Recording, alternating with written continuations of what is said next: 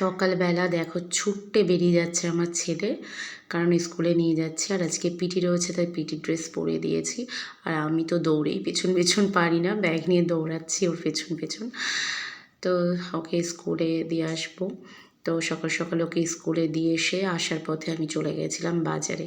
তো বাজারটা রেল লাইনের পাশে ছিল, তো ট্রেন চলে যাচ্ছে।